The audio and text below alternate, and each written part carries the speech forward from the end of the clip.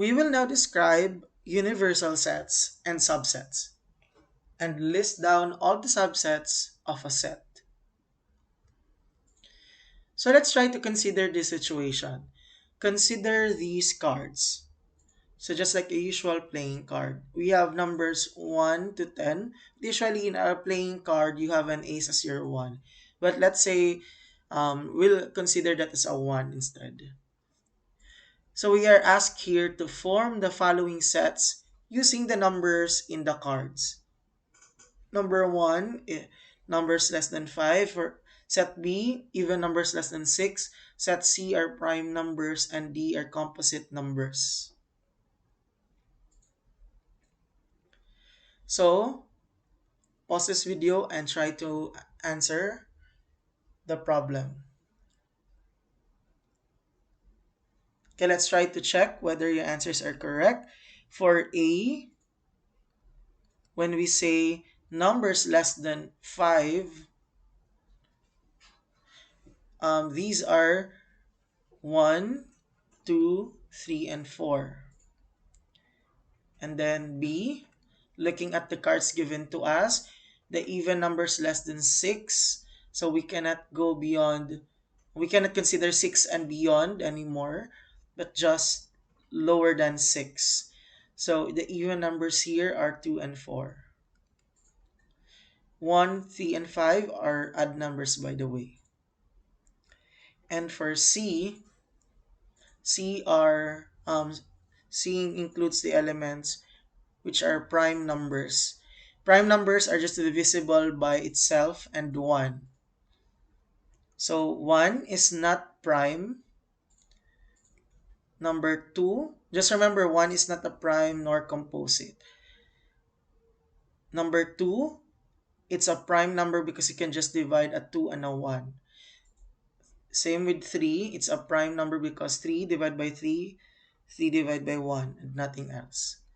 4 is not a prime number because you can divide 4 with a 2. 4 divided by 2. Number 5, 5 is just divisible by 5 and 1. So it's a prime. 6 is not because you can divide it with 3. 7 is a prime number because 7 divided by 7 and 7 divided by 1. 8 is not a prime because you can divide it with a 4 and even a 2. 9 is not prime because it's a 3. You can divide it with a 3. And same with 10 because you can divide it with 5 or even 2. That means we only have 2, 3, 5, and 7 are as prime numbers. And opposite to that are composite numbers. Composite numbers are numbers that can be divided with numbers aside from itself and 1. But of course, do not include 1 as your answer. So that would just be 4, 6, 8, 9, and 10.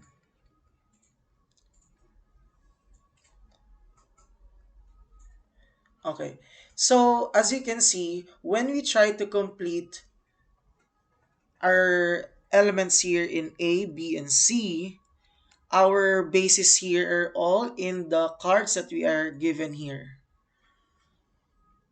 for us to form what is A, B, C, and D.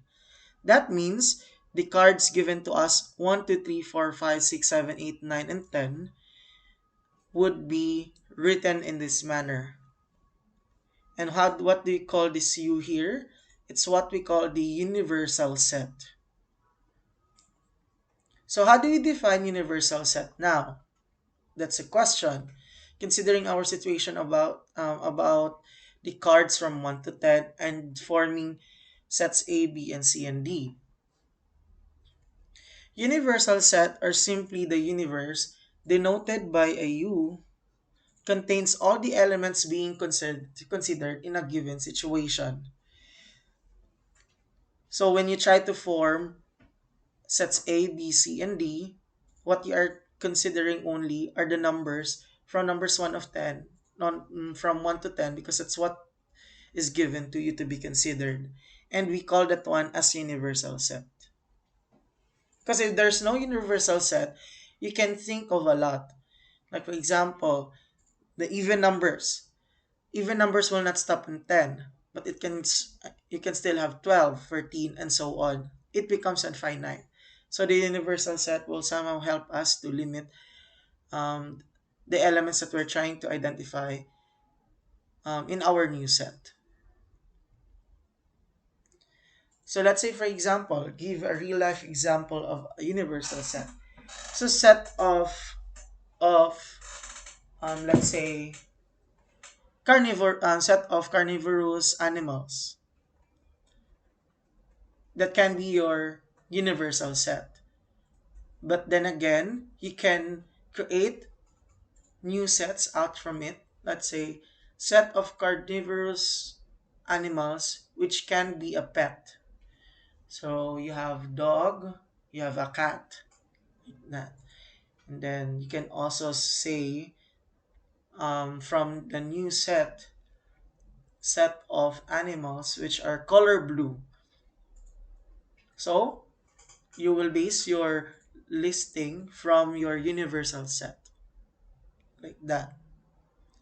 Or allow me to give last example. Let's say students in FEU high school, but among the universal set there, let's say to make it more easier, um, a set of students in FEU junior high school, but you will just say set of girls.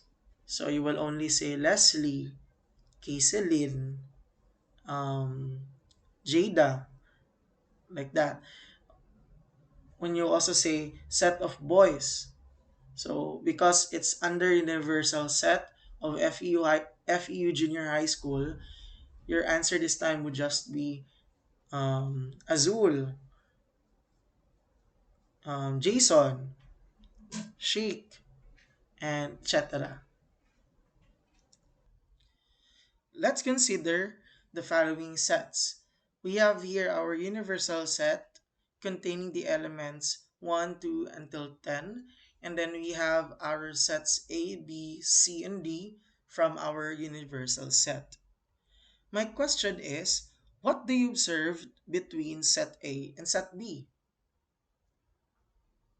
That's correct. Every element of B is also a member of A. The reason for that, if you look at B,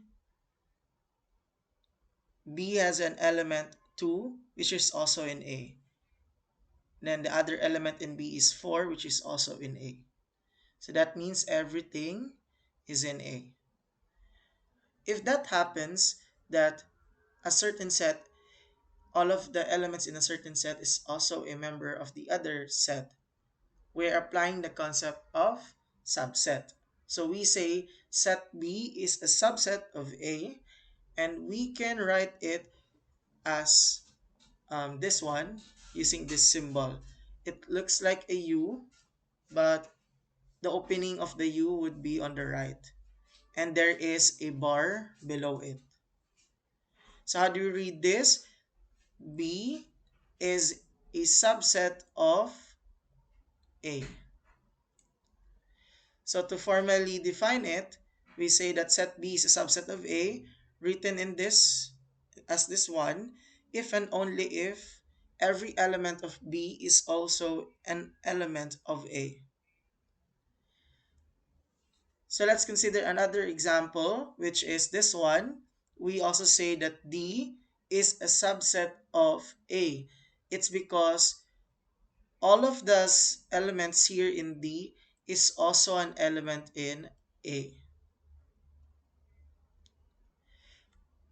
Let's try to look into the example again. Both are subsets, applying the concept of subsets. But there is something different with B and A. If we say B is a subset of A,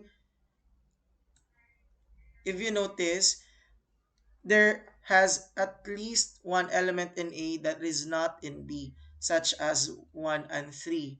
So therefore, we have here 1 and 3, which is not in B, but all of the elements in B are in A. So there's something special with B and A because it shows the concept of proper subset. So what does it mean? Set B is a proper subset of A written in this form. So this is how we write it also. If and only if every element of B is also an element of A. Okay, that's how we define subset. So still, this is a subset, but it is a special one. We call it as proper subset, where A contains at least one element that is not in B. So every time that we say that a subset is a proper subset, we just remove the bar below the U, wherein the opening is on the right. Okay. So if someone would ask you, is this a subset? That's correct. Is this a proper subset? That's correct. Because there are elements in A, the ones on the right, which are not in the ones on the left, which is B. If someone will ask you, is this a subset? That's correct. Because all of the elements in D is in A.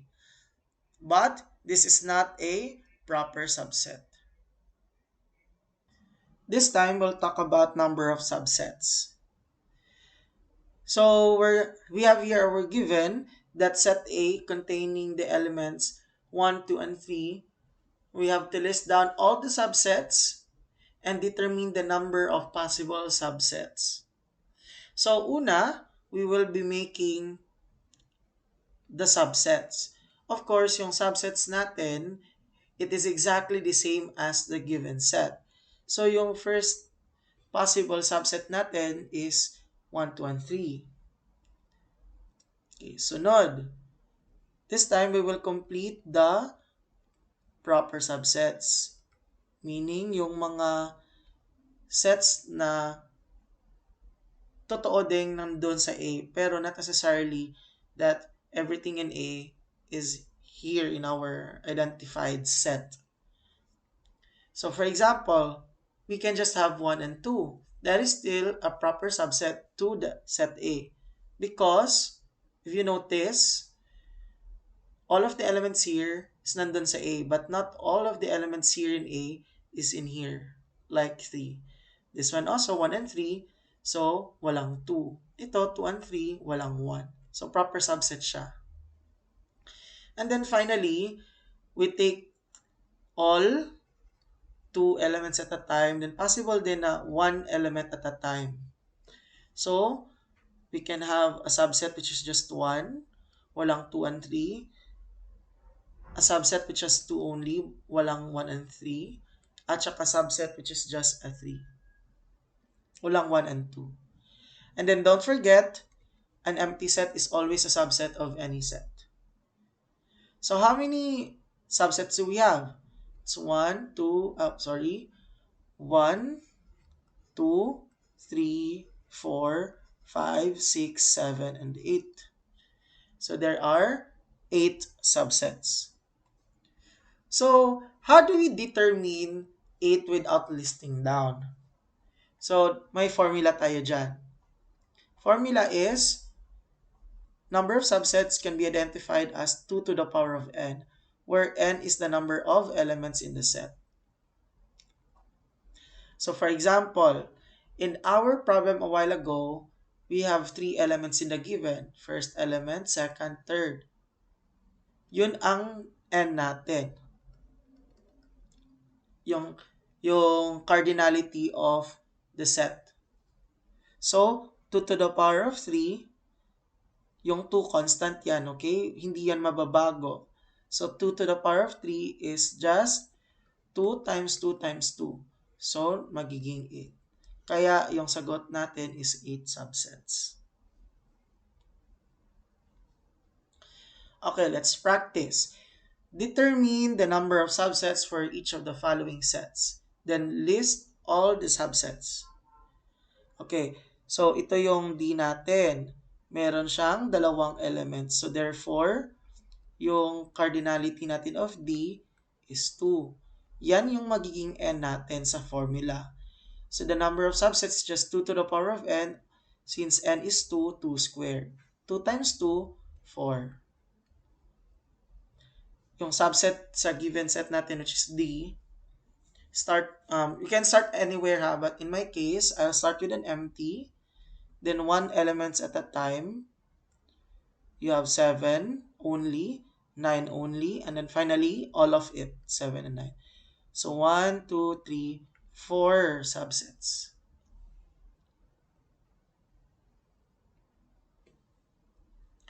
So, just last example. So, for example, yung E natin, yung binigay is 1, 2, 3, and 4. So, yung number of subsets natin, number of subsets is equal to 2 to the power of n. Since there are 4 elements, so 4. So 2 times 2, 4. 4 times 2, 8. 8 times 2, 16. So there are 16 subsets.